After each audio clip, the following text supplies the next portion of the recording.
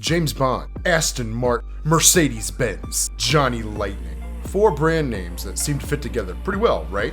And that's what we should have come to expect from this American Flashback 2-pack. But that's not the case. Even the name should have given it away, considering we have British and German cars. Or so we thought.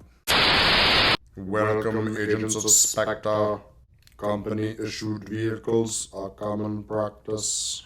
I provided a fleet of black 1964 Mercedes 190s to my accountant. This and more on today's Bond Report.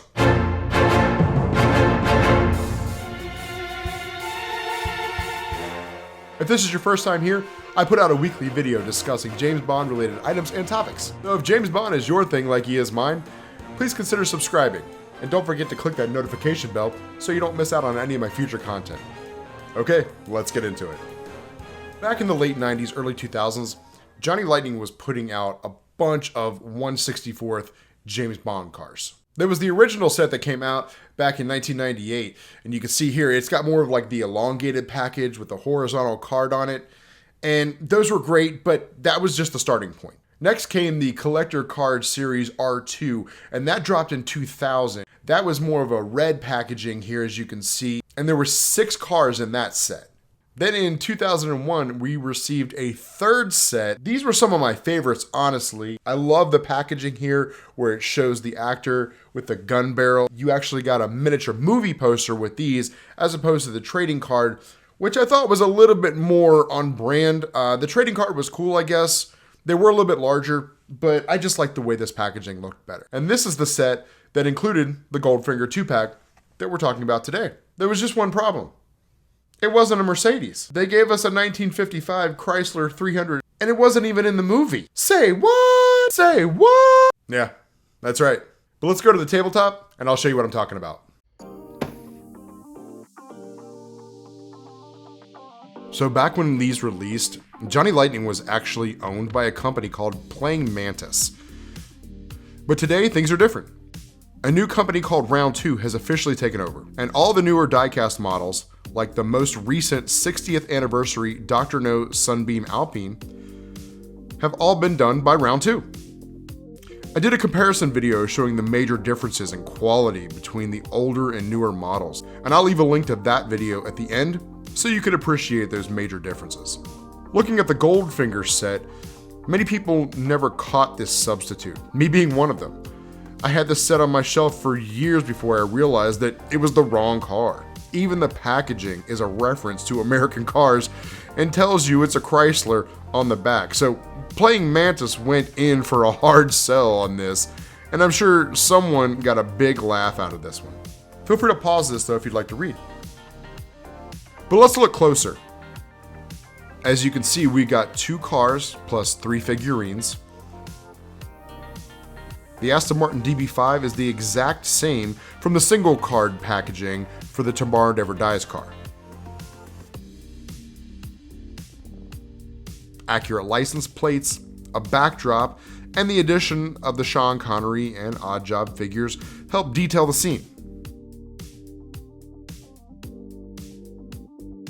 And while the Chrysler is a really good-looking model, with opening hood and detailed tampos way beyond the DB5, it's still the wrong car. Round 2 seems to have their finger on the 007 diecast pulse, and I truly hope that they give us some improved 2-packs and include, a classic Mercedes. And for mass production, these figurines aren't bad at all. I don't know why Tilly looks like she's running in an anime movie, but there she goes. The Oddjob and Bond figures look decent, but who knows? With Round 2 having a better facility and updated machinery, we may get even better figurines, or even the Art Goldfinger Rolls-Royce Phantom 3. I would love to see that in a 1/64th finally. One thing I love that Round 2 has done is they've updated the packaging. All of the new cars have a clean black primary color, which really allows the artwork and the car to be the focal point. The red primary color and the gold yellow fonts, they just came off much busier, even though there was actually less design elements on the packaging. And they gave us a taste of the GoldenEye Man with the Golden Gun set. But Goldfinger deserves an updated diorama like this.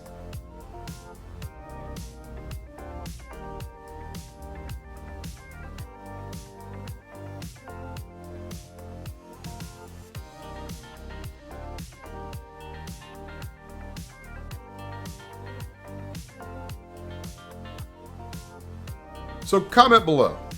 Let round 2 know, hey, we need an updated Goldfinger set. But regardless, if it's the wrong card or not, this is always going to remain a staple of my Bond collection, just because it's been with me for so long. But whenever round 2 gets around to giving us that updated Goldfinger set, that's okay.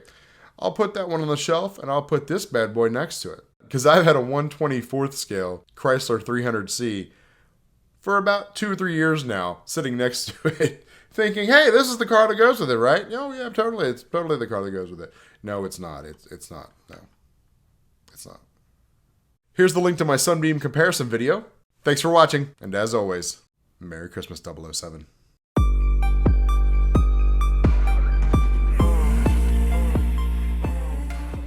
James Bond is your thing like he is mine. Please consider subscribing, and don't forget. Blah, blah, blah. Please consider subscribing, and don't forget to hit the click. Because I love my 1/24th scale. Why can I not talk? My 1/24th.